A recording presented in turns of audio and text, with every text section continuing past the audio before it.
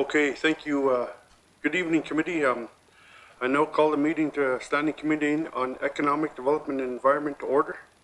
My name is Jackie Jacobson. I'm the MLA for Nunukput. First order of business is to open up our meeting with a prayer. Mr. Lafferty, would you do that for us, please?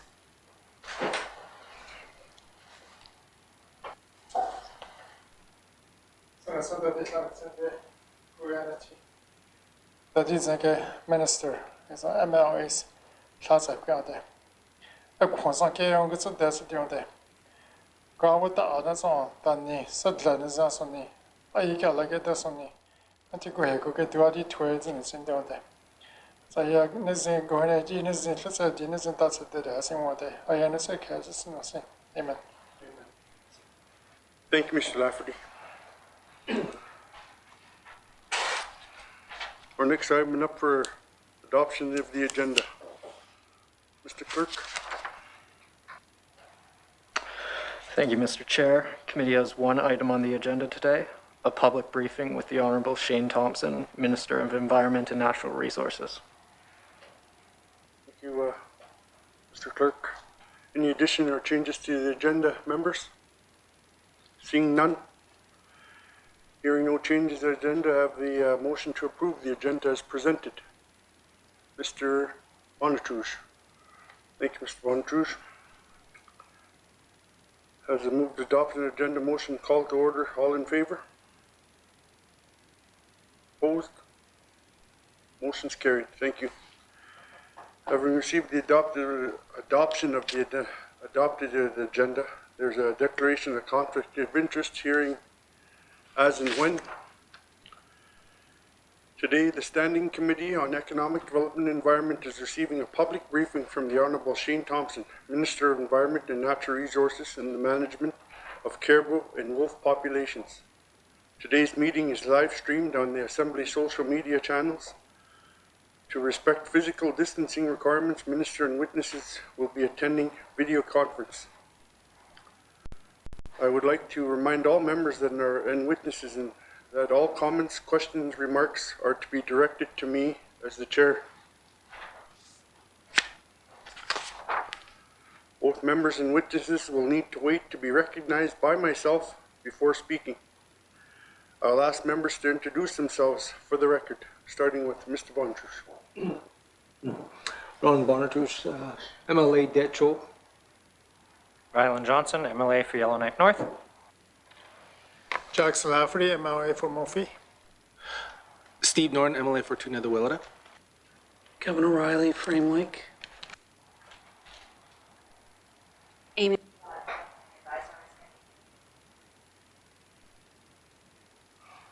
James Thomas, Committee Clerk. Thank you, Mr. Thomas.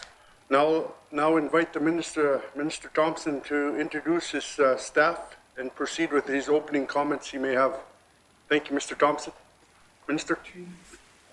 Jackie, thank you, Mr. Chair. You have a couple of members online, I think. Yes, I just wanted to say I was here in case you didn't realize, for the record. Yeah, I apologize and thank you. Welcome to a meeting via conference call. Yeah, our committee clerk too, Mr. Ball. Okay, Mr. Thompson, proceed. Thank you. Good evening, Mr. Chair and committee members. Thank you for inviting us to speak with you today. Here with me this evening are Deputy Minister of Environment and Natural Resources, Aaron Kelly, and Assistant Deputy Minister, Brett Elkin. We are also joined by Karen Clark, Acting Director of Department's Wildlife and Fish Division, as well as my Minister Special Advisor, Jeff Ray. Thank you for the opportunity to provide you with an update on the status and the management of the Bathurst and Blue Nose East Barren Ground Caribou herd. As committee members know, many herds across the Northwest Territories and Northern Canada have undergone significant decline in recent years. In the Northwest Territories, barren ground caribou are considered a threatened species and a federal listing is currently pending.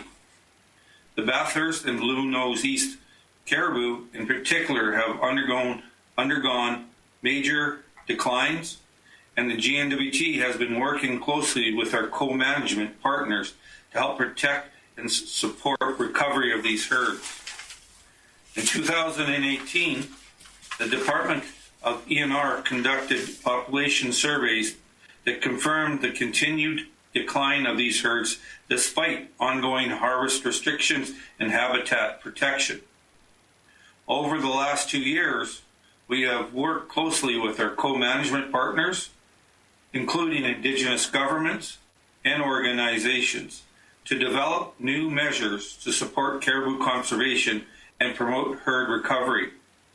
Mr. Chair, these actions include the implementation of the Bathurst Caribou Range Plan, which was released in August 2019 to help manage activities on the land in a way that supports the recovery of the Bathurst herd. Together with the Clecho government, the GNWT have also increased action to manage wolves on the winter range of the Bathurst and Blue Nose East caribou herds.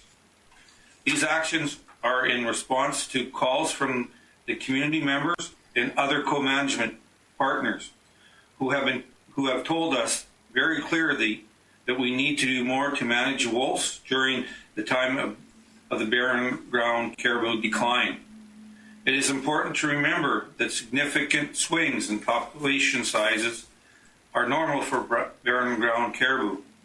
Both traditional knowledge and science has documented previous periods of extreme highs and lows.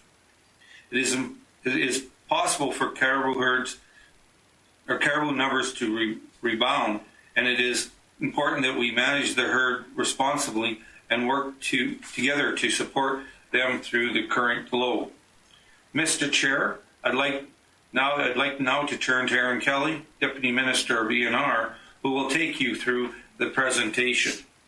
The first portion of the presentation provides the latest population estimates, management actions we have taken with our partners to support caribou recovery, as well as next steps in co-management of the Bathurst and Blue Nose East herds.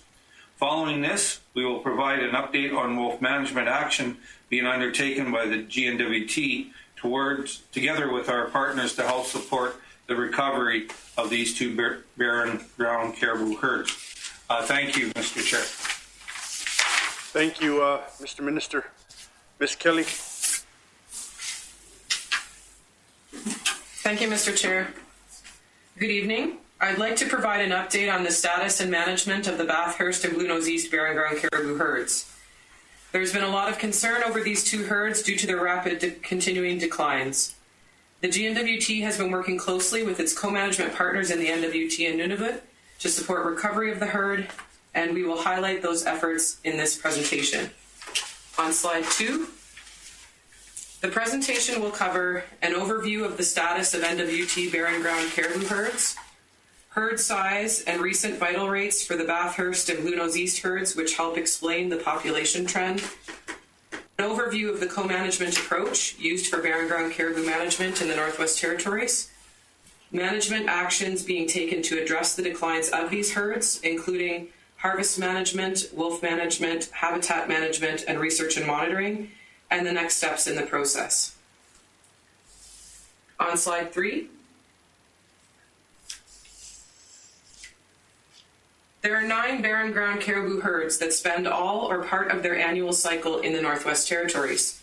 Most herds across the north have been experiencing significant declines in recent years. This map shows the historical ranges of all of the herds and highlights the calving grounds for each herd in darker colors. With the major declines in herd size, many now use a much smaller part of their historic ranges. Many of these herds are transboundary, and the GNWT works closely with Nunavut and other neighboring jurisdictions to monitor and manage these herds. Population surveys are done at regular intervals to monitor the size and trend of each herd. The exact frequency for surveys depends on the status of each herd and decisions made with our co-management partners in accordance with herd-specific plans. We use 2 types of population survey techniques for barren ground caribou. For the western herds, we used a post-calving photographic survey in July when all caribou are in large, tightly bunched groups that caribou form in response to biting flies. For the eastern herds, we used calving ground photographic surveys in June when breeding cows are all grouped together. In 2018, ENR conducted surveys on 5 herds. The Cape Bathurst, Blue Nose West, and Tuktoyaktuk Peninsula herds were relatively positive, with an increase in the Cape Bathurst herd, stable numbers in the Blue Nose West herd, and a slight decline in the Tuktoyaktuk Peninsula herd.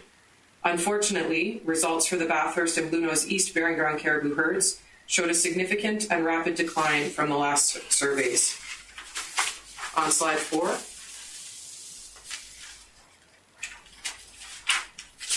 The last calving ground photographic survey for the Bathurst herd was conducted in June of 2018. Based on this survey, the population estimate for the Bathurst herd was approximately 8,200 caribou. This represents a drop of nearly 60% in only 3 years and an overall decline of 98% since 1986. A calving ground survey was planned for June 2020 but was postponed to 2021 due to COVID-related issues and travel restrictions. The next calving ground survey will be done in June 2021. On slide 5. The last calving ground photographic survey for the Blue Nose East herd was also done in June 2018. Based on this survey, the population estimate for the Blue Nose East herd was approximately 19,300 caribou. The herd decreased in number by half from 2015 to 2018 and by almost 81% since 2010. The next calving ground survey will also be done in June 2021 at the same time as the Bathurst herd. On slide 6. We get more information on how caribou populations are doing by tracking their vital rates such as pregnancy and survival.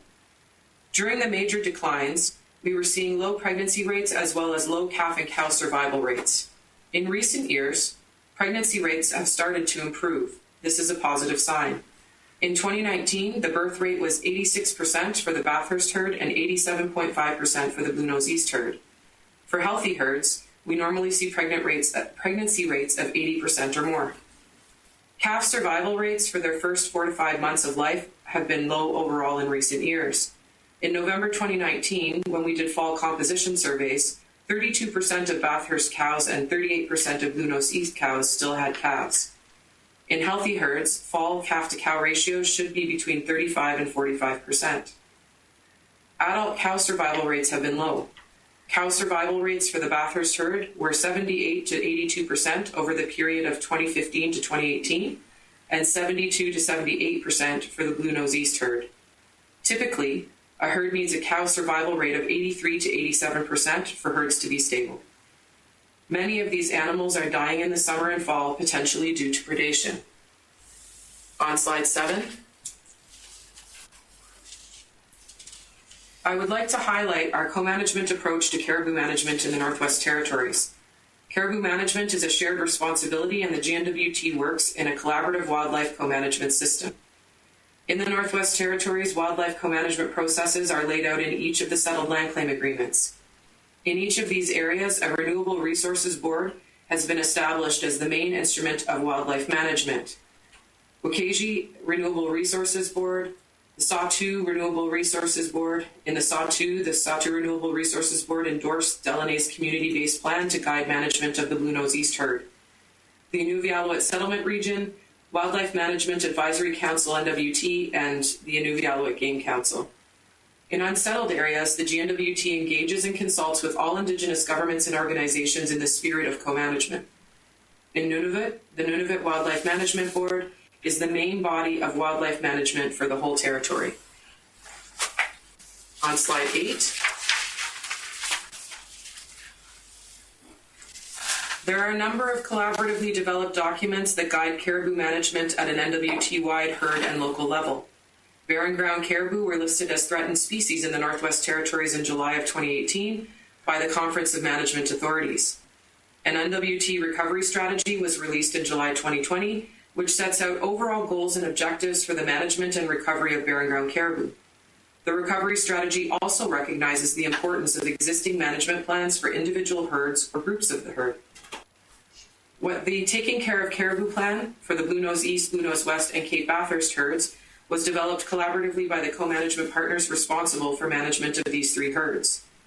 An updated Bathurst Caribou management plan is being developed by the Bathurst Caribou Advisory Committee, which includes governments, communities, and other co-management partners from across the herds range in the NWT and Nunavut. The plan is expected to be completed by the end of 2021. There are also several community-based caribou stewardship plans, such as Delaney's Community-Based Caribou Conservation Plan and Lutzelke Dene First Nations Caribou Stewardship Plan. On slide 9, the GNWT is working closely with its co-management partners to take action to support the conservation and recovery of these herds. There are a wide range of factors that affect caribou populations, but management actions need to focus on the factors that we can influence. Current management actions are focused in 4 main areas: harvest, habitat, research and monitoring, and predators. Slide 10. Slide 10 summarizes harvest management actions that have been taken for the Bathurst herd since 2009. In the face of significant declines of the Bathurst herd, harvest restrictions were put in place in the winter of 2009-2010. All residents and outfitter harvest was closed in 2009, and Indigenous harvest was reduced to 300 per year, 80% bulls in 2010. In 2015, all harvest of the Bathurst herd in the NWT was closed. The Mobile Core Bathurst Caribou Management Zone, or Mobile Zone, is used to manage this harvest closure. The Wakaji Renewable Resources Board has issued decisions on herd management in 2010, 2015, 2016, and 2019. In 2016, a total allowable harvest of 30 bulls was established in Nunavut by the Nunavut Wildlife Management Board. The Nunavut Wildlife Management Board held another hearing in March of 2020 to consider a proposal to reduce the Bathurst harvest in Nunavut to 0. A decision is pending. Slide 11 summarizes harvest management actions for the Blue Nose East herd. In 2016, 3 boards held hearings to consider management actions for this declining herd. The Wakaji Renewable Resources Board made a determination for a total harvest for 750 bulls for the entire herd, recognizing that they only have authority in Wakaji. The Saw-2 Renewable Resources Board endorsed a community-based plan from Delaney that included a harvest limit of 150 caribou and 80% bulls, and the Nunavut Wildlife Management Board endorsed a community-based plan from Gukuktuk that included a harvest limit of 340 caribou. In 2019, the WRRB determined that herd-wide harvest should be 193 bulls. The harvest limit in the Delaney plan was reduced by the community to 30 bulls. The Nunavut Wildlife Management Board held a hearing on the Blue Nose East herd in early March of 2020 and has now reduced the total allowable harvest in Nunavut to 170. On slide 12, there are several collaborative measures the GNWT and its co-management partners are taking to manage the range of the Bathurst herd. This herd's range has more development, mines and roads, than other NWT caribou herd ranges. The Bathurst Caribou Range Plan is an important tool to help manage cumulative effects on the range of the Bathurst herd. The plan was developed collaboratively by 21 organizations and finalized in August of 2019. DNR and our partners have started working on implementation of all 8 range plan recommendations, including habitat protection. The GNWT participates in all environmental assessment and land use planning processes that may affect transboundary herds like the Bathurst and Blue Nose East herds. This includes processes in Nunavut that may affect transboundary caribou. The effects of fire are considered in the Bathurst Caribou Range Plan, and ENR has worked with its co-management partners to identify key winter caribou habitat for both herds that can be considered as values at risk under our wildfire response system. A new initiative is also underway to assess cumulative effects on the range of the Blue Nose East herd, along with the Blue Nose West and Cape Bathurst ranges.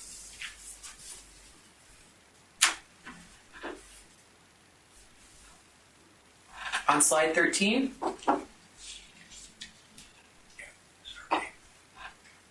The GNWT and our co-management partners continue to conduct a range of research and monitoring programs to track the state of the herd. We have increased the frequency of population surveys to every second year, although planned June 2020 surveys have been postponed due to COVID issues. The number of satellite collars on each of the Bathurst and Blue Nose East herds has been increased from 50 to 70. The GNWT is working with a wide range of scientific and traditional knowledge experts to conduct research that adds to our understanding of caribou and factors that affect them. We are also supporting a number of Indigenous-led community-based monitoring programs, including Clecho Government's Equo Neodeke program, formerly Boots on the Ground, and Little Dene First Nations Nahatne Dene program. On slide 14, to help our caribou herds recover, we need to support increased survival rates for cows and calves. Harvest restrictions are already in place for both herds, with harvest of the Bathurst herd set to 0 since 2015. A number of measures have been taken to protect important caribou habitat.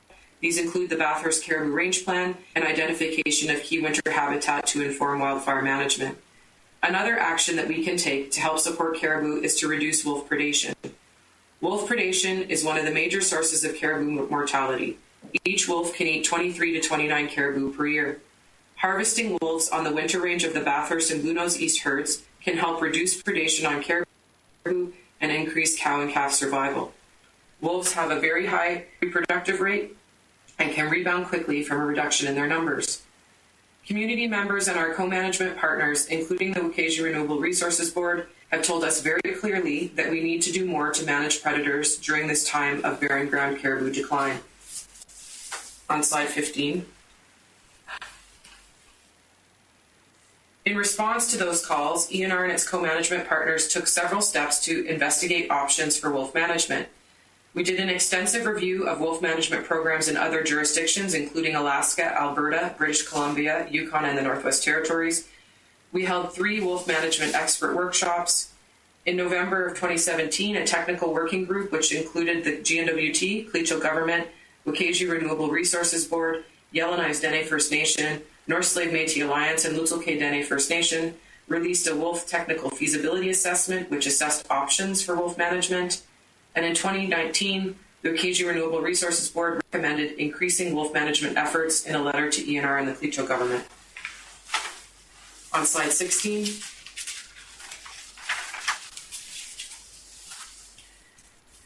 the GNWT and Clecho government submitted a joint proposal on wolf management to the Wakaji Renewable Resources Board in January 2020. The overall goal of the proposal is to reduce wolf predation on the Bathurst and Blue Nose East herds to help increase caribou survival and give the herds a better chance to survive. The proposal was based on careful review of the scientific literature and extensive consultation with experts in the field. The board gave approval to run a pilot project during the winter of 2020 and asked for a revised proposal to be submitted in August of 2020 following a thorough evaluation of the pilot project.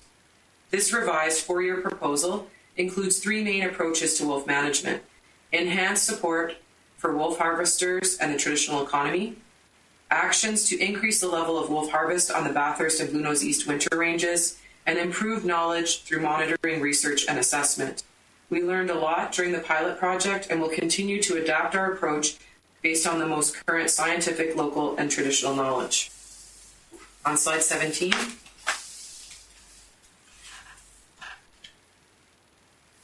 Support and training for wolf harvesters is an important part of the joint management proposal. Harvester training supports the traditional economy. This includes community-based training provided by the Clecho government, which supports wolf harvesters to harvest wolves in culturally appropriate ways. The Clecho government held 3 wolf harvest camps over the winter of 2019-2020, and the GNWT will continue and expand on annual trapper training workshops that focus on wolf harvesting and preparation of pelts to maximize harvester earnings. The GNWT held trapper training workshops in Deda and Wekwati last winter. On slide 18, we know from the best available information and experience elsewhere that wolf populations rebound quickly. At least 60 to 80% of a wolf population needs to be removed annually over a period of several years to give caribou time to recover. Over the past 2 winters, the GNWT increased incentives on the winter range of the Bathurst and Blue Nose East herds to help focus hunting efforts on wolves that prey on these herds. An NWT harvester can earn $1,200 to $1,950 for each wolf harvested in the enhanced North Slave Wolf Harvest Incentive Area, depending on how the pelt is prepared. A total of 60 wolves were taken in the program area in the winter of 2018-19, and another 54 wolves were harvested in 1920. This year, Nunavut harvesters were able to participate in the program within their traditional harvesting area within the Northwest Territories. They received $900 per wolf harvested from the GNWT, plus $300 from the government of Nunavut. This year, wolf tags were available to all NWT hunters at no cost. We also included the option of aerial removals only if ground-based harvesting doesn't reach wolf removal targets needed to support caribou recovery. On slide 19.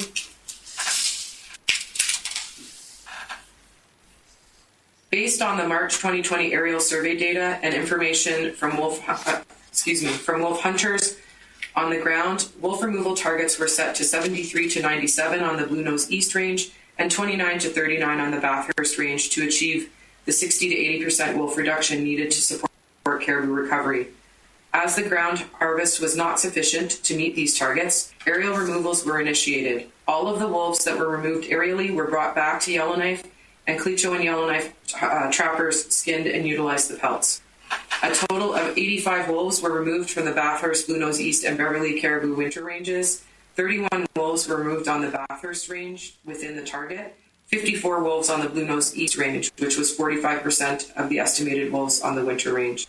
Results from this year's pilot program suggest that the number of wolves removed from the Caribou winter range should help give the herd a better chance at recovery going forward. On slide 20. We have built monitoring and research into the management proposal to learn more about wolves in the Northwest Territories, ensure we can measure results, and determine the success of our management actions. By continuously learning and adapting, we can improve our techniques and approaches as we go. Our monitoring and research actions will provide us with a range of information. Satellite collars will be put on 30 wolves to help us understand how they move across the land and if and how they move between caribou herds. Observations from harvesters will provide information on how many wolves are on the landscape, where they are, and any changes to wolf populations. The number of wolves removed and the effort required by hunters to find them. Necropsies on harvested wolves will provide information on health, diet, and composition of wolf populations. On slide 21. 11 satellite collars were deployed on wolves in March and April of 2020. 6 were put out on the Blue Nose East Caribou Range, and 5 were put out on the Bathurst Caribou Range. We will continue collaring efforts this winter to achieve the target of 10 collared wolves on each of the Bathurst, Blue Nose East, and Beverly Caribou herds. Wolf collaring data serves to provide an understanding of wolf movements, particularly how wolves might be associated with caribou herds. On slide 22. Determining the success of these actions will take time, and we will need to learn and adapt as we go. Sustained removal efforts will be required over the next few years to help support an increase in caribou survival rates. Multiple factors affect caribou in complex ways, so it will be important to look at any changes in caribou populations in the context of all management actions, not just wolf management alone.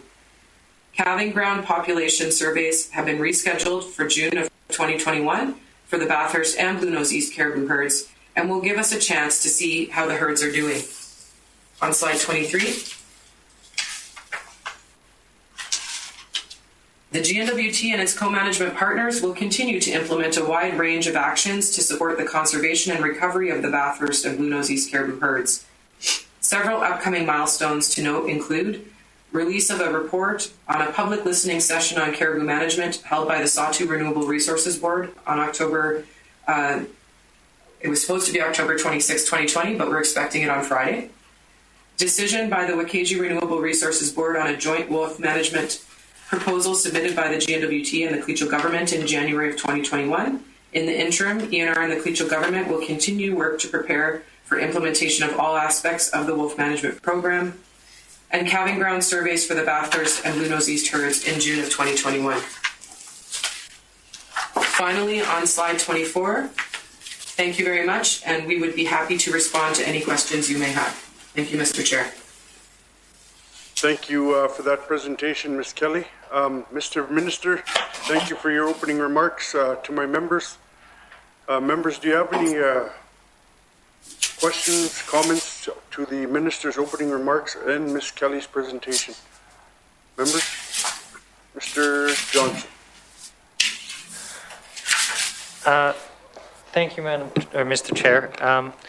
Yeah, I guess I'd like to go to what I think is kind of obviously the most controversial part here. Firstly, I'd like to thank ENR for all the work they're doing, and I think we're on the right track to make a lot of progress in this area. Very difficult decisions, but the aerial shooting, I think, unsettles almost everyone who pictures, guys going up in helicopters and taking rifles and shooting wolves.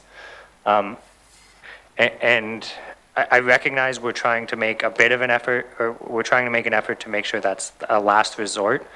But can I just speak to the effectiveness of this? I know a number of jurisdictions have kind of looked at aerial shooting, and in general, I'm supportive of wolf calls. I know our caribou scientists show that there are studies that, this can actually help population herds. But I question the nature of it. Sometimes the how is relevant. So can I just have someone speak to, is there a better way to do this? Can we reach the numbers we want through the harvester incentive? Thank you, Mr. Chair. Thank you, Mr. Johnson. Mr. Minister or Ms. Kelly? Thank you, Mr. Chair. I'll start, and then I'm going to turn it over to Mr. Elkin afterwards. We've looked at it from the very beginning. Basically, it's scientific, local, and traditional knowledge, and we've tried every possible way to get our numbers where we can. Unfortunately, we were not successful to get the numbers where we needed to get to. But further the detail, I'm going to ask Mr. Elkin to, with your permission, to provide further information. Thank you, Mr. Chair. Thank you, Mr. Minister. Mr. Elkin. Thank you, Mr. Chair. I think, as the Minister alludes to, we've done a lot of homework to figure out what has been done, what's have other jurisdictions done, what is that best available information, both scientific and technical. And I think the challenge is we know that we need to reach large numbers, large proportions, 60 to 8% to be effective. One of the challenges in our particular situation, in every jurisdiction or every country that tries or uses programs with aerial removal or ground removal, the challenge with the ground removal is that we're talking about a very large, difficult area to access. When the caribou herds are close to the winter road and communities, our harvesters are able to harvest fairly high levels. And I think that's why we're hopeful when the conditions are right, our harvesters will do well. The simple fact is when wolves place themselves far from the roads, they're hard to find and they're hard to get. So what we've done is use that as our last resort. What we have done is look to jurisdictions that have done this, whether it's wolves in North America or other species elsewhere. There is a body of literature, and I think as the MLA indicated in his comments, we try to make sure we do it in the best way possible. I think there's a lot of lessons to be learned. There was some work done in Australia that really showed clearly that it's the quality of the people that you use and the techniques. And I think what we've done is we're holding ourselves to an extremely high standard of how we do it and who does it and how we monitor ourselves for that very reason. I think it has been shown in some places that if you adhere to those highest standards, you can do it effectively and humanely. Mr. Chair? Mr. Chair? Yes. Oh, thank you. The other thing is that when we do the harvesting, we actually pick up the hide, and then we make sure we treat it with the respect that we do. We just don't leave the hides out there. In other situations, people have left the carcass and the hide out there, but we use that for to allow hunters or trappers or hunters there to use the hides to be able to get the money from it, as well as the information, the scientific, the corpses, that we get the information and data from that as well. Thank you, Mr. Chair. Thank you, Mr. Minister. Mr. Johnson. Thank you, Mr. Chair. Yeah, the other question is, I think we've all seen some pretty egregious pictures of, illegal harvesting along the ice road within the mobile zone. We've seen wasted meat, and I know ENR even has recently laid some charges in this area, and we're trying to remedy this. But I think the vast majority of harvesting we see, whether legal or illegal, is along the ice road to the diamond mines. And, in my constituency on the Ingham Trail, we implemented a no shooting within 1.5 kilometers of the road, recognizing this is where traffic is. We don't want bullets flying. It also just makes sure you don't have harvesters who are driving the road back and forth and then harvesting beyond their limit. Would it be possible to extend that no shooting limit up the entirety of the road that extends into the Bathurst Caribou ground? Thank you, Mr. Chair. Thank you, Mr. Johnson. Mr. Minister. Thank you. Right now we have a mobile zone, and the mobile zone moves with the herds.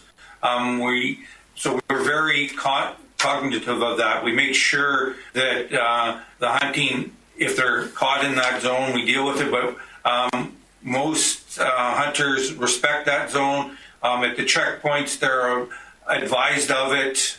They know where the herds are or the zone is, so that they can't be hunting in it. And we do have some flexibility when we talk to them if they're, they could be maybe a yard into it, but we do have those staff out there, as well as we have community monitors out there working with us. So, but with your permission, I'll ask Mr. Elkin to provide more information if I forgot anything. Thank you. Thank you, Mr. Minister. Mr. Elkin. Thank you, Mr. Chair. The Minister did an excellent job. I do not have a lot to add.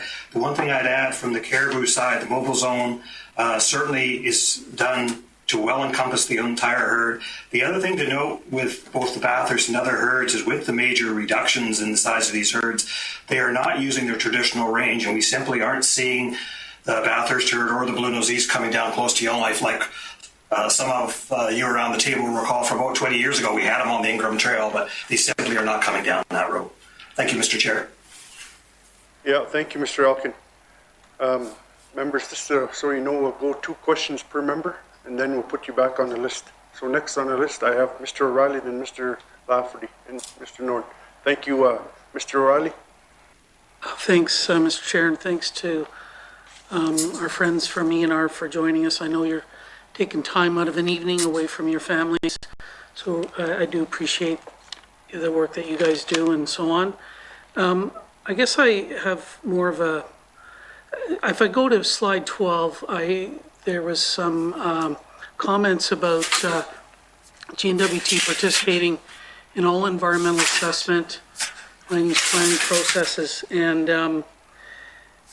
I guess what I've seen and heard is that, with the Sabina Gold project that was on the Nunavut side, and what used to be the calving grounds of the Bathurst Caribou herd, GNWT participated in the environmental assessment.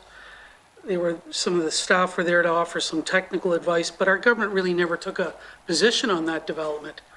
And it's in the calving grounds, and meanwhile, we're telling the Americans that they shouldn't be developing in the calving grounds of the Porcupine Caribou herd, but we don't say anything about what happens on the Nunavut side.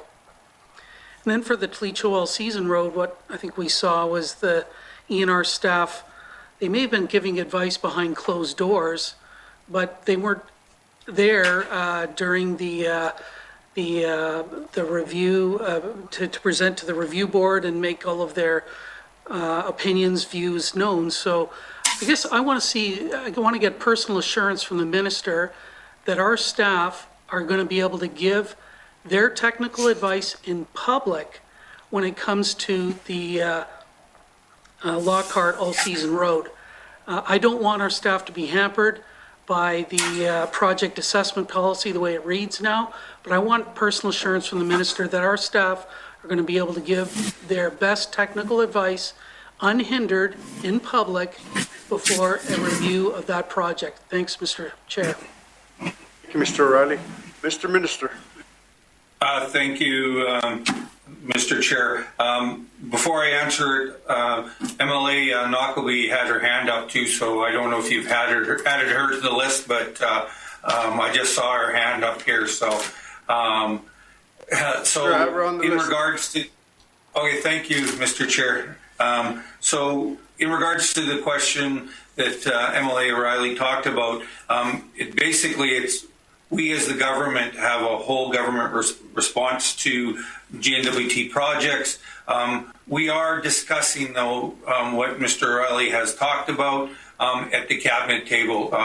We've heard Mr. O'Reilly bring forth this concern, and so we are talking about it. So I can't make a commitment today, but hopefully at some point in time, we'll be able to present information to committee after having a full conversation with cabinet. We've heard Mr. O'Reilly, and he's made a very good point, getting his point across to us. Thank you, Mr. Chair. Thank you, Mr. Minister. Mr. O'Reilly.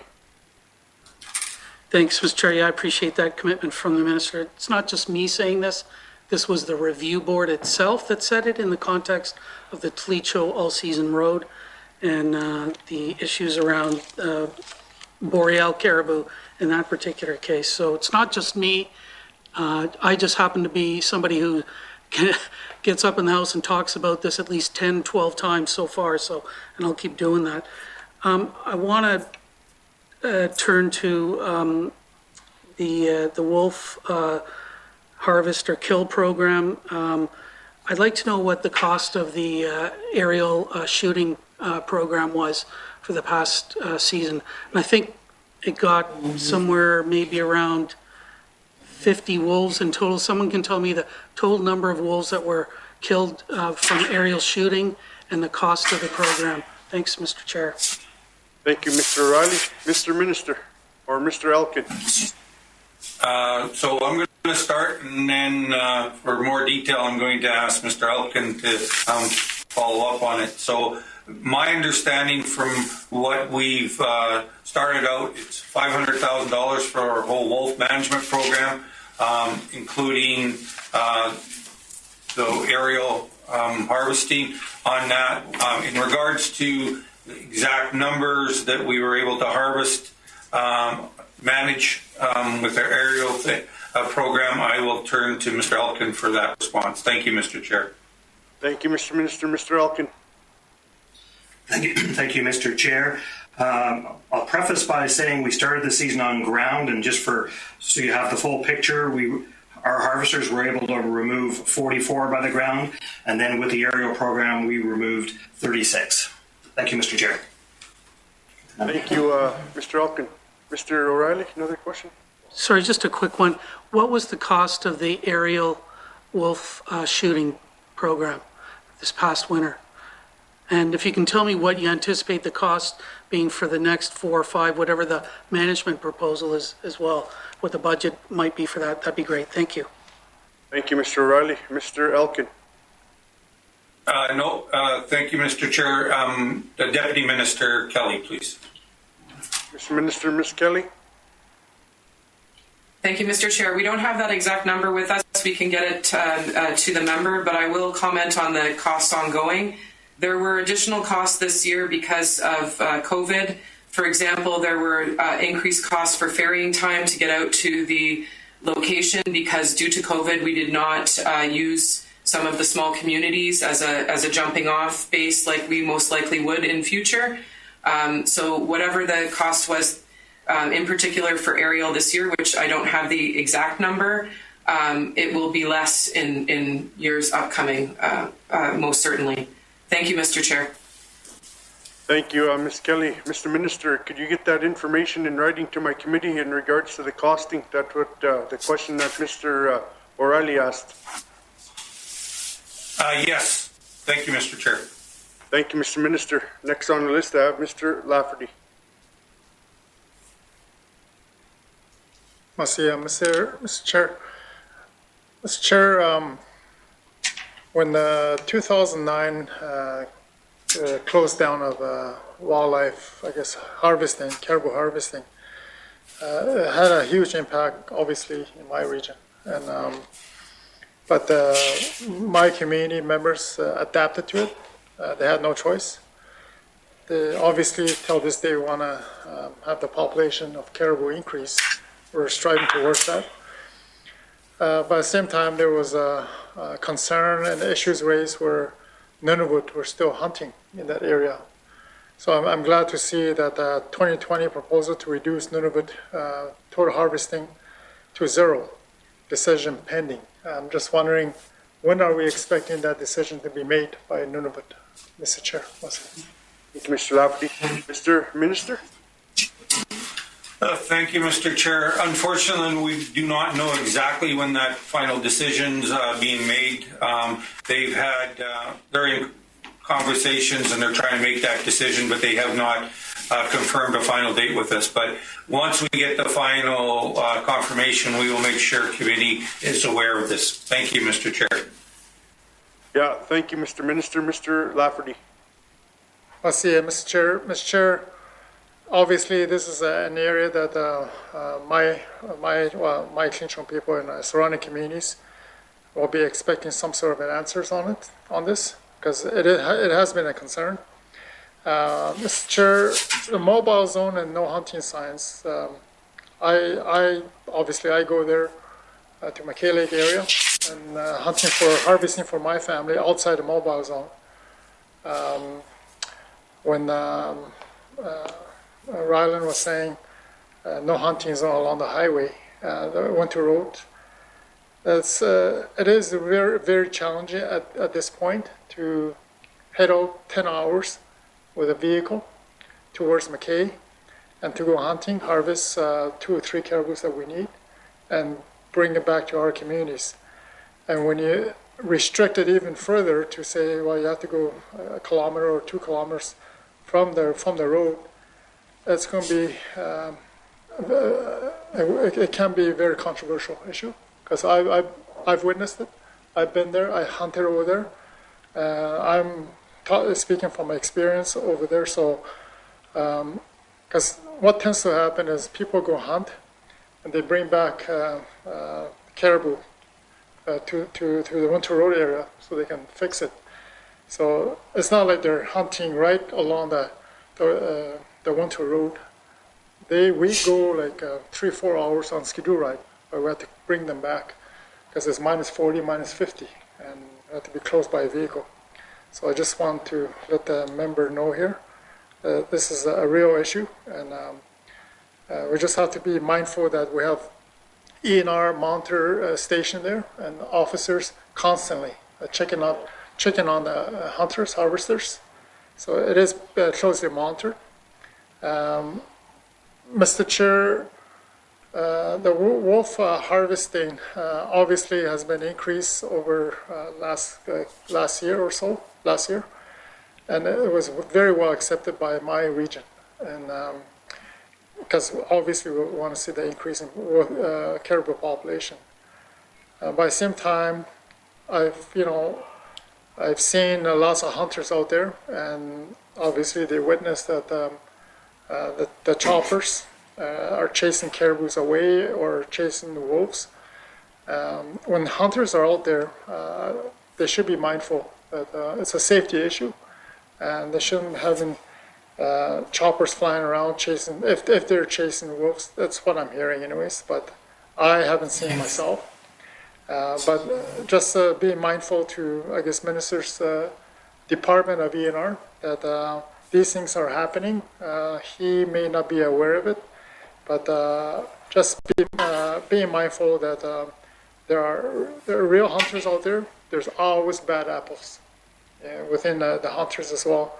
There's only probably less than a handful that may go within a no hunting zone, but other hunters will tell on the individuals. So that's why ENR officers are always there constantly driving along the winter road. So those are just some of the comments that I want to address here tonight, because ENR are doing excellent work over there at the mobile station. And yeah, that's all I have to share. Thanks. Thank you, Mr. Lafferty. Yeah, your mic was on there, Mr. Minister. So, you're interrupting Mr. Lafferty. So, Mr. Minister, you could take credit where credit is due. Go for it. The floor is yours. Well, thank you very much, Mr. Chair, and I apologize to the member. I couldn't say it better than he did. The staff do an amazing job, but so do our community monitors that we bring in there. We have staff there that, whether it's our RE&R staff or our community monitors, are doing a great job. They're working together.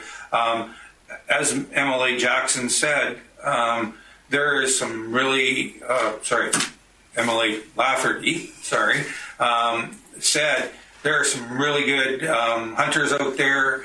Unfortunately, there's some bad apples, but that's we have that all across the Northwest Territories. So in regards to the fly zone or people flying or chasing caribous or stuff like that, that there I would, MLA Lafferty has advised us and we've looked into that as well. But with your permission, I'll ask Deputy Minister Kelly to provide further information. Thank you. Thank you, Mr. Minister. Ms. Kelly.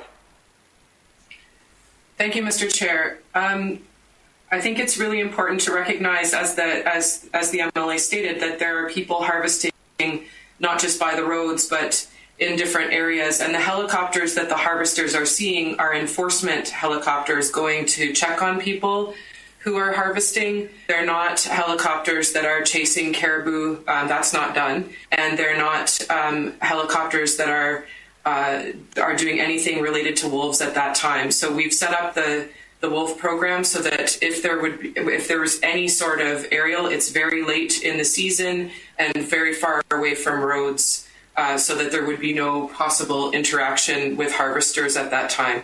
So when harvesters see helicopters, it's the enforcement helicopters that are flying around to do their work. Thank you, Mr. Chair. Mr. Chair? Yeah, thank you, Ms. Kelly. Mr. Minister.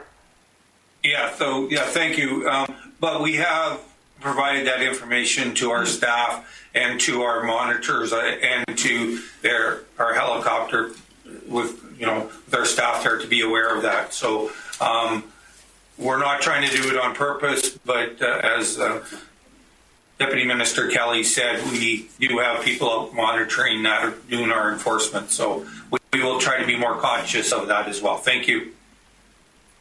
Minister, maybe Mr. Minister, you could add into the costing of the cost of the aerial hunt, I guess aerial shooting, and maybe if we could get the what Mr. Lafferty is asking for, a timeline of when they're starting, to let us, the members, know, so like a member will know when your aerial hunt or harvest is going on for the ENR. Maybe we could get that in writing also, if that's possible. Thank you. Yeah, we will make sure we put it in writing. But my understanding when it comes to the wolf management, it's after the winter road is closed, and then we're out there. So we will make sure we provide that information to you, Mr. Chair. Thank you, Mr. Minister. Yeah, no, just because the winter road's closed does not mean there's harvesters out there either going for geese and that time of the year too. Just safety concerns anyway from our side. So that being said, next on the list I have Mr. Norn. Thank you. Yeah.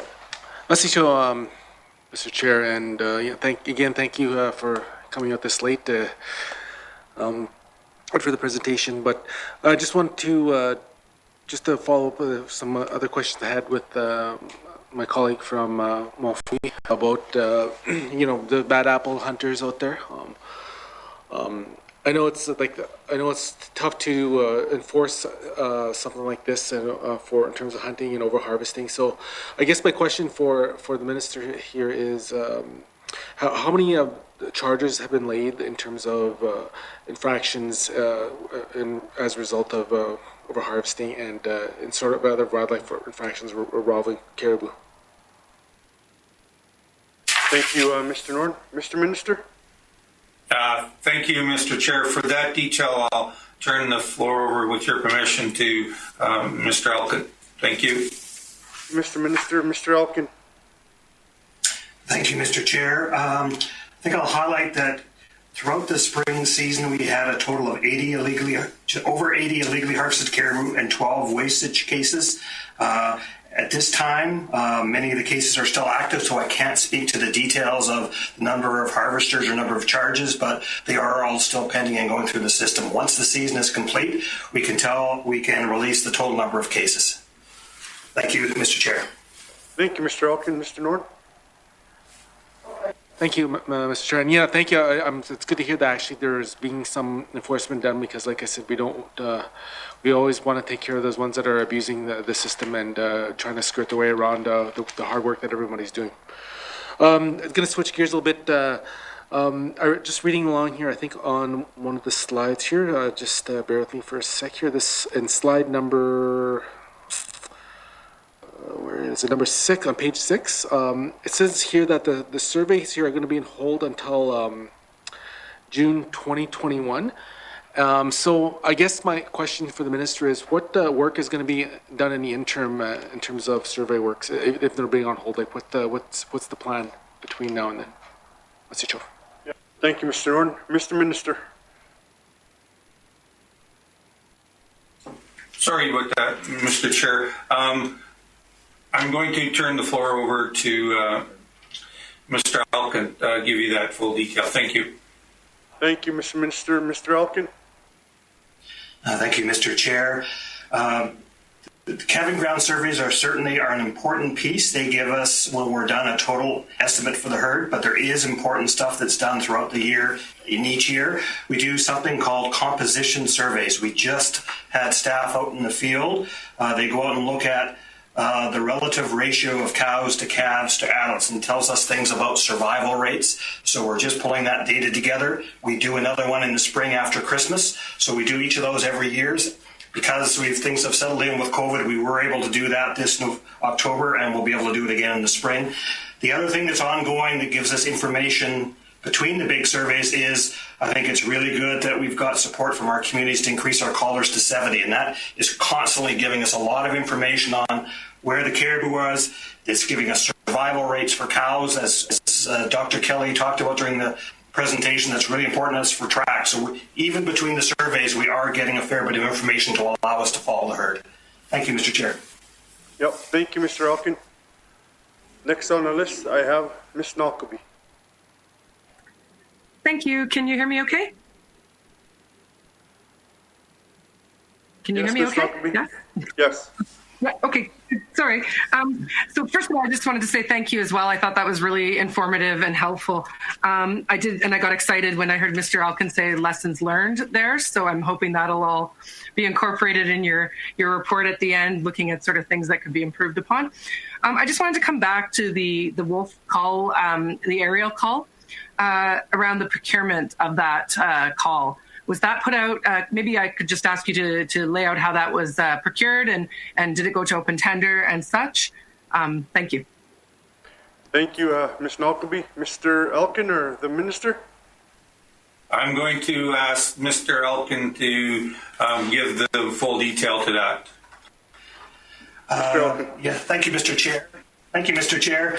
Yes, for the aerial, let me step back. We had several aircraft procurement. We did have some fixed wing contracts to allow us to do some of our survey work before we started collaring or aerial removals. Then we also had helicopter and removal team contracts for the removals, and we had contracts out for collaring.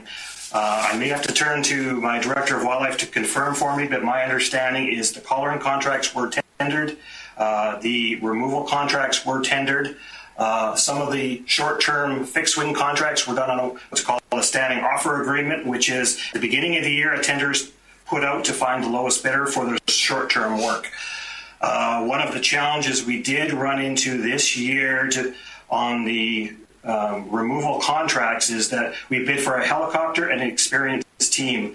And going back to one of the earlier questions, it's critical that you have extremely experienced people, and it's hard because that not all, there's a limited number of companies and expert people in NWT, but it was all tendered. And thank you, Mr. Chair. Thank you, Mr. Elkin. Ms. Knockleby? Thank you for that. If I could just maybe get some of the details around that, that would be great. I'm not sure what you can provide, but I'm curious to know if there was any sort of attempt to split that work up so that, if it is a very limited number of northern companies that can do that work, it's my understanding it all went to one company. Just curious to know if we were looking at maximizing northern procurement and benefits with this work as well. Thank you. Thank you, Ms. Knockleby. Mr. Elkin? Thank you, Mr. Chair. Yes, we're planning ahead for next season. What we did last winter is we tried to split both for provide opportunities for people to bid, but also because some of the projects are quite distinct. So we did the collaring separate from the removals, separate from the aerial surveys. And our plan for this season as well is to split up into chunks of work. So it also allows us, what we did find, one of the lessons learned last year, there's a lot of work. So we want to make sure it's chunkable so we can have qualified companies in. So certainly we're committed to do multiple contracts this coming year. Thank you, Mr. Chair. Thank you, Mr. Elkin. Give you another question, Ms. Knockleby. Thank you. I appreciate that. I really am glad to hear that. I would encourage, I guess more of a comment, just encourage you to spread that work out as much as possible. So I'm glad that you're already thinking of that. And yeah, more of a comment. Thank you. Thank you, Ms. Knockleby. Next on the list, I have Mr. Norn. Yeah, Mr. Chair. Just going back to a follow-up question on those charges and talking about what happens with the investigations. And this goes back kind of to my RCMP days, when you charge somebody, you collect evidence and then you go from there. But for me, I guess when somebody gets charged for some wildlife infractions, I mean, that's a lot of wild meat that has to be confiscated. So I'm just curious what happens. So my question to the minister is, what happens to all this confiscated caribou meat, Mr. Cho? Thank you, Mr. Norton. Mr. Minister? Thank you very much, Mr. Chair. So basically what happens is when the meat's confiscated, if it's a government X, we then give it to A and B. So we make sure that it's shared out. We provide information, our staff provide information to the JP, and then they make an order so that the food is being distributed to the government that has not been breaking the rules. So if it's a cleat show individual, it is then shared with the YK Denny, and so that's how it's being shared out. So it's not given to the community or a government that does the infraction. Thank you, Mr. Chair. Thank you, Mr. Minister. Mr. Norton. Me back in the queue. I'll go back and ask more questions. Thanks. Thank you, Mr. Norton. Next on the list, I have Mr. Lafferty. Mr. Chair. Mr. Chair, I guess it all comes down to educational awareness too. When it comes to harvesting, I'm more focused on the younger generation. As I stated, I go there once or twice a year, and I see a lot of young generation hunters. And I'm just wondering what kind of educational awareness training is there in the communities, so these individuals are aware that no hunting zone, the mobile zone, and respecting the wildlife. I know it's been done. I believe when they first started, 2009, when they shut down, 2010, and so forth. Obviously, I'd like to see that more of educational awareness. So, that would be my first question, Mr. Chair. Thank you, Mr. Lafferty. Mr. Minister. Thank you, Mr. Chair. So I agree with Mr. Minister or MLA Lafferty that we need to educate. That's probably one of the biggest things that, as we learn, I guess lessons learned is continued education. We do provide information at our checkpoints, and we have some programs out there right now. But for further detail on the programs and that, I would like, with your permission, to turn the floor to Deputy Minister Kelly. Thank you, Mr. Chair. Yeah, thank you, Mr. Minister. Mrs. Kelly? Thank you, Mr. Chair. When the Wildlife Act was being developed, the Indigenous governments that were participating brought forward the importance of developing a hunter education course that dealt with respect as well as other hunting topics. That was released last year, so that hunter education program is available, and it can be, if upon request, can be done in communities in the NWT, but it's also available online for anyone to take if they wish. Our On the Land unit has also been working while developing the Sustainable Livelihoods Action Plan on some programs because of what they heard in communities, which was that there needs to be some mentorship opportunities, in particular while there's youth, but also for women and for the children of residential school survivors. So there's some programs that have just been put out recently that offer opportunities for mentorship and teaching and training of young harvesters and those that need that training in communities. Thank you, Mr. Chair. Thank you, Ms. Kelly. Mr. Lafferty? So yeah, Mr. Chair, the next one I have is Minister, well, the department also talked about the community member monitoring mechanism with ENR. That has been successful as well, from what I've seen, from what I've heard, having elders involved, even some young people involved as well. I think as a department, we need to do more in those areas. When I say more, probably more resources or additional personnel, because it does create community employment as well. I think it comes down to respecting the elders are involved, and from Mr. Chair, from what I've seen, this has been beneficial. So obviously, I'd like to see more of that happening, and probably continue with increase in resources in this area. That's it. Thank you, Mr. Lafferty. Mr. Minister? Thank you, Mr. Chair. Yeah, we agree with Mr. Lafferty. We try to help support our the Guardian program out there as best we can. With the reality is that we have only infinite amount of money, so we have to make sure that we do everything that we have to do moving forward. But we do make efforts to see how we can enhance the programs as we move forward. And the big thing is it's about working with our co-management partners and try to work with them as best as we can. So we try to provide money as best we can within our framework or our budgets moving forward. Thank you, Mr. Chair. Thank you, Mr. Minister. Next on the list, I have Mr. O'Reilly. Thanks, Mr. Chair.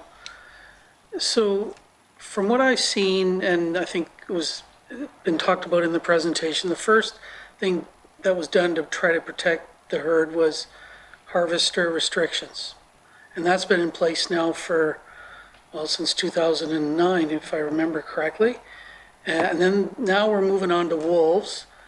And I guess we've had some mixed success getting wolves. The other thing that hasn't really been done, though, is habitat protection. And, you know, the minister knows well that I keep hounding him and the department on this. When are we going to get to some real habitat protection? There was, I guess, this, you know, part of the habitat was protected as part of Thai for at least the Bathurst caribou herd, but even the wildlife conservation area, there's no regulations for that yet. Because meanwhile, development keeps rolling on. our government is proposing the Lockhart all-season road. And from everything that the minister said in the last assembly about the routing of the road, it was done to maximize access to mineral deposits. That's great if you're a miner, but if you're a Caribou, that doesn't work. I said, you know, when are you going to consider caribou habitat in the design and routing of the road? And never got anywhere with that. So when are we going to get to habitat protection, things like land use planning, and how is that going to influence the routing of a road that's already, that our government is already pushing? Thanks, Mr. Chair. Thank you, Mr. O'Reilly. Mr. Minister. Thank you, Mr. Chair. First and foremost, habitat, we've already actually started working on that. When we look at how we fight fires, we're looking at the habitat there, making sure that the environment that the caribou monitor on there, we do that. In regards to when you talk about the geological slave road, we still have the environmental aspect to do it, and we're committed to doing that. But for the other work, I would ask Karen Clark to, with your permission, to expand on other work that we've been doing in the habitat. Thank you, Mr. Chair. Thank you, Mr. Minister. Ms. Clark. Thank you, Mr. Chair. Thanks for those questions. With respect to the road routing, Wildlife Division was quite involved in working with infrastructure and their consultants. We provided not only caribou habitat use information, but also things like raptor nest sites and wolf den sites and rare plant species and that sort of thing. So we did feed into that process. Our information did affect the routing of the LASAR. With respect to other habitat protection or conservation initiatives, we have been following the direction of the Bathurst Caribou Range Plan. We've been working with Indigenous governments and organizations to identify important and priority water crossings, land corridors. We've supported Indigenous governments to do that work with their communities, with their elders and harvesters. That work is ongoing, but we will bring everyone together in the new year to bring all that information to the table and start to prioritize as a group to build consensus on which of those areas should be put forward for conservation under the Wildlife Act or the Species at Risk Act. And the Thai-Dene conservation area sets a precedent for how to use that legislation to achieve that. Thank you, Mr. Chair. Thank you, Mr. Chair. Yeah, thank you, Ms. Ray. Next on the list, I have Mr. O'Reilly again. Sorry, Kevin. Sure. One more quick one if I can then, Mr. Chair. And I do appreciate what I just heard, that somehow wildlife considerations did go into the routing. That's not something the Minister of Infrastructure said anything about in the last assembly. So I guess we can look at habitat on our side, but one of the biggest issues, of course, is the key habitat on the Nunavut side of the boundary, what used to be the calving grounds.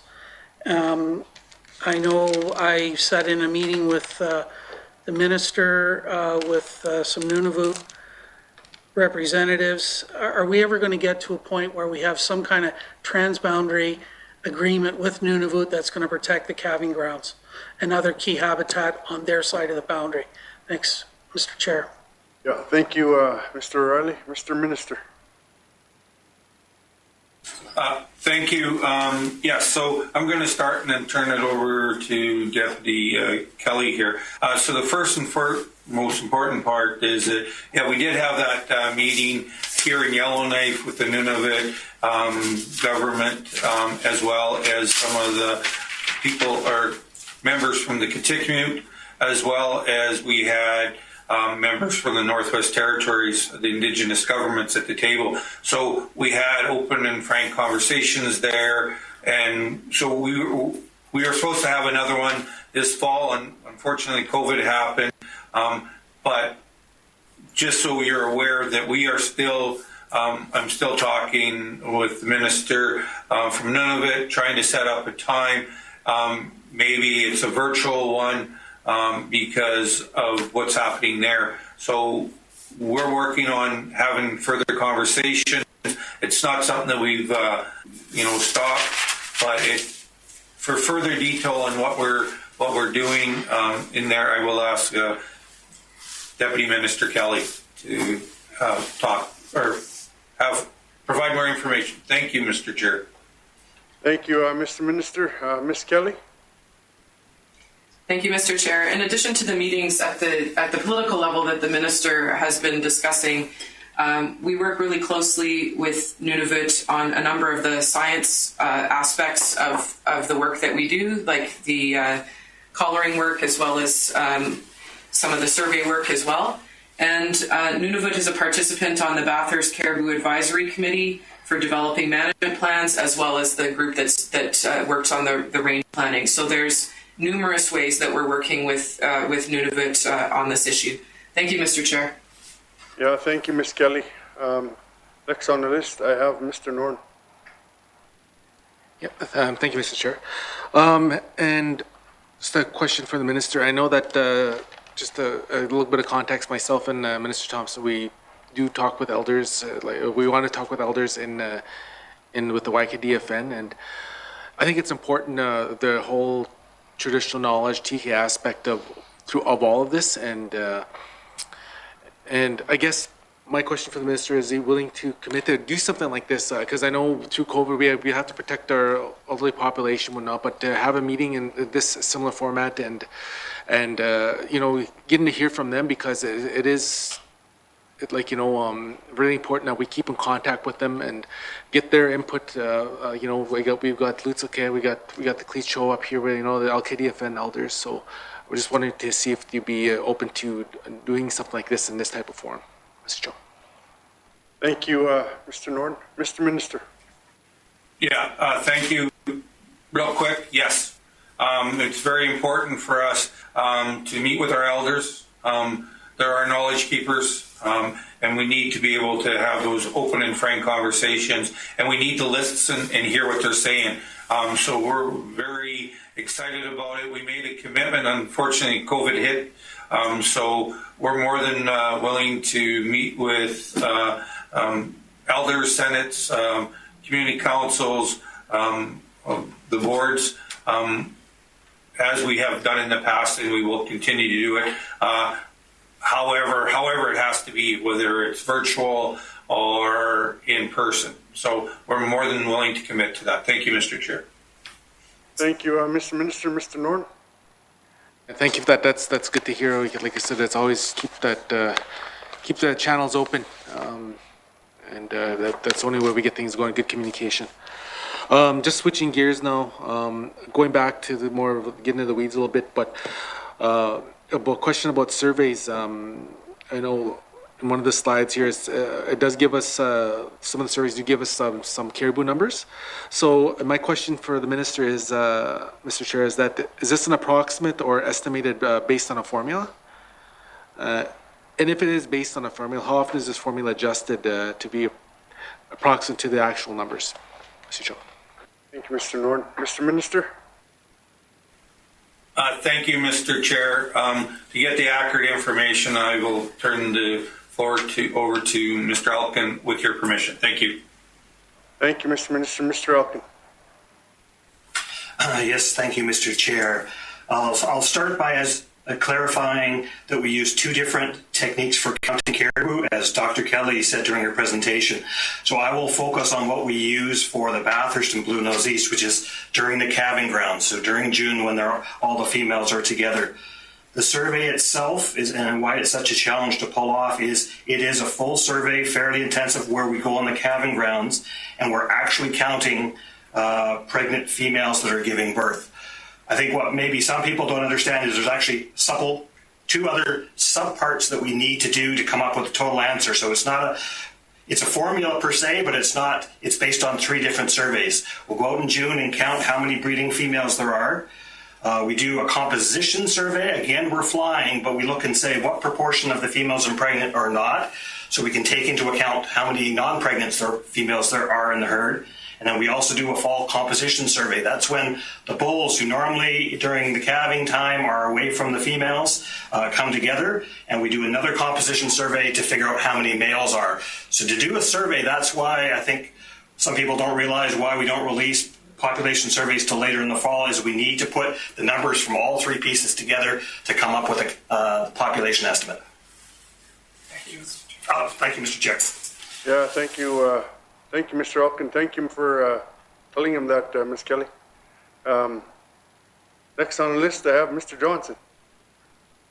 Thank you, Mr. Chair. I'll kind of pick up on some points that I know MLA O'Reilly likes to bring up.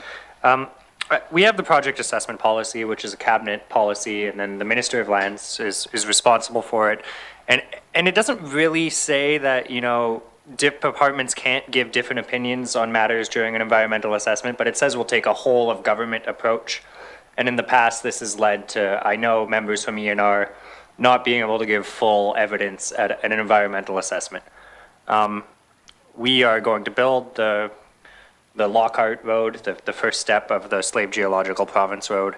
And to me, when I look at lands, ENR, and infrastructure, they are all going to give different evidence, and it's going to disagree at different points, and that's fine. You know, I think that's exactly what environmental assessment is for. And so I guess my question to the minister is, as the Minister of Lands and ENR, who's ultimately responsible for the evidence that will be given during that environmental assessment and the project assessment policy, do you feel confident that our ENR scientists can go and give evidence even if it is not in line with cabinet direction? Thank you, Mr. Chair. Mr. Johnson, Mr. Minister. Thank you, Mr. Chair. As I told MLA O'Reilly, we're bringing it to cabinet. We're going to have this conversation.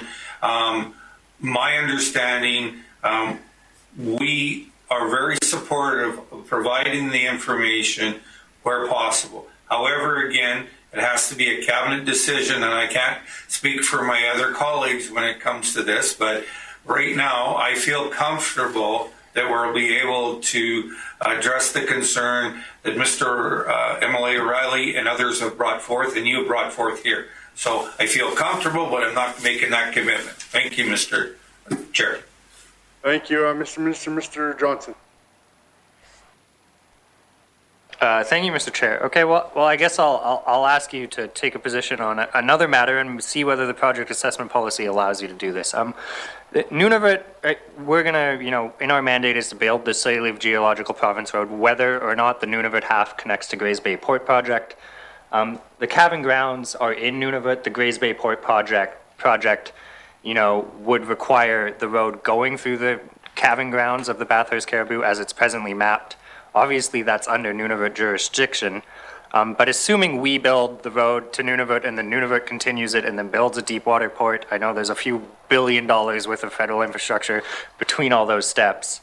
Will ENR oppose the Nunavut road going through the calving grounds? To me, we should be taking that stance early, and we can reroute the road to connect to the port and not drive it directly through the calving grounds. Thank you, Mr. Chair. Thank you, Mr. Johnson. Mr. Minister. Thank you, Mr. Chair. I never assume anything.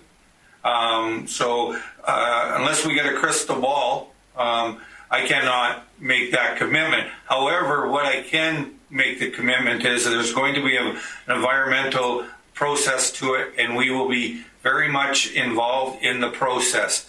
So in regards to having a conversation about what's going to happen with Nunavut and that there, right now I can make the commitment that we will be part of the environmental study on this, and from ENR and Lanston point of view. Thank you, Mr. Chair. And I see MLA not will be waving, so I think she wants to get on for questions there, Mr. Chair. Thank you, Mr. Minister. Second time you told me that, and I seen her the first time. Thank you. You got better eyes than I do. Oh, I do. Ms. Knockleby. Thank you. Thank you. I appreciate that. I might have some insight. I could provide a little bit on these roads. There is the idea around the roads is that if we build the all-weather road, it will be a controllable highway road. So we would actually have the ability to shut the road down at certain critical times in which the caribou are moving through the region. Whereas right now we actually are bringing people to the caribou at the critical times, on the ice road. So I think it's a bit of I just wanted to clarify that, there is the ability to actually control the road if it's going year round and stage traffic on it. My question comes back to your comments about the, I believe you called them composition surveys, and how you go about doing that. And if I understand correctly, that means you sort of take a certain data set and then you extrapolate that for sort of the region or how much you think that data set's being repeated. How much confidence do you have that your estimates that you're creating in this method are actually reflective of the herd that is out there? Thank you. Thank you, Ms. Knockleby. Mr. Minister? Thank you, Mr. Chair. For that detail, I'll turn the floor over to Mr. Elkin with your permission. Thank you, thank you. Mr. Minister. Mr. Elkin. Thank you, Mr. Chair. Yes, so the composition surveys, I'll add a little bit of additional background since you've asked a nice technical question for me. Back to my roots. I think the best way to phrase it is that it depends on how composition surveys you want to see as much of the available animals as you can. So I can't give you a flat percentage confidence because it varies each year. Most times we are able to see a large portion of the herds, which gives you a high degree of confidence in what you've seen. We just completed fall composition surveys. We saw a substantial portion of the Bathurst herd, so we will have a high confidence. I'm not a statistician, so I can't tell you the percentage degree of confidence, but if you're able to see a lot of caribou, which we usually do, it usually gives you a very good ratio, whether that's the breeding females to non-breeding females or cows to bulls.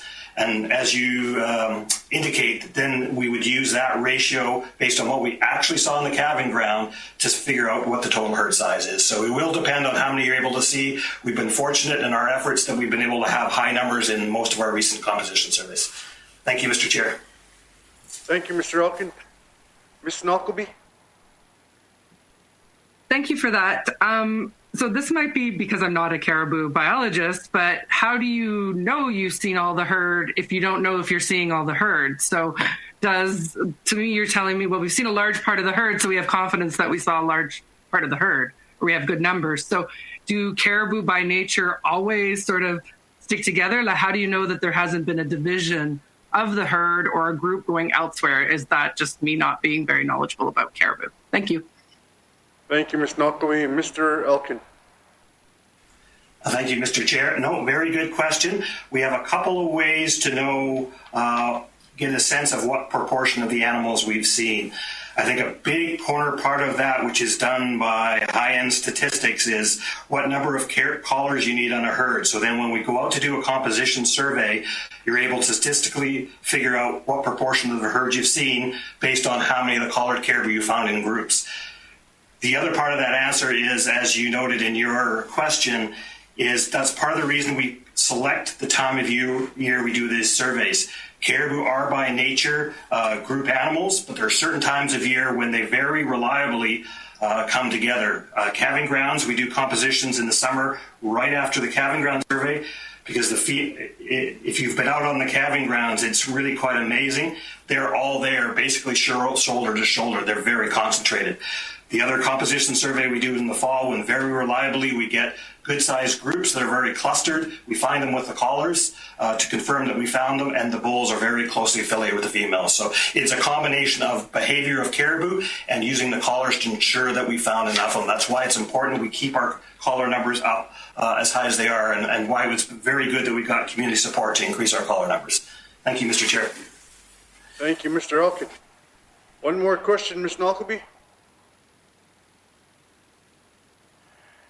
Any other questions for the minister or the department in regards? Nothing, Ms. Knockleby, you're okay? Okay. Seeing no further questions from the committee, does the committee and the minister have any closing remarks to the committee, Mr. Minister? Thank you very much, committee. I know this is, I appreciate you guys getting together to have this presentation to you. I know that it's very important to all members, and we're very happy to answer your questions. We also make a commitment. We'll make sure we get that information. But if you have other questions that weren't asked today, please reach out to us, and we will make sure we get that information. As well as I'd just like to thank the staff for being able to present to you here today. They're very committed. I would have to say the ENR staff are amazing, do a great job. And it's very much about working with our co-partners and our Indigenous government. So I have to thank them as well. And it's an honor to be the minister for this department. Thank you, Mr. Chair. Thank you, Mr. Minister Thompson. I'd like to thank you and your staff for joining us here today and put it with the presentation that was given today by Miss Kelly. Thank you for your presentation. And this concludes the public portion of our meeting. There's any motion to come out of camera. Mr. Johnson.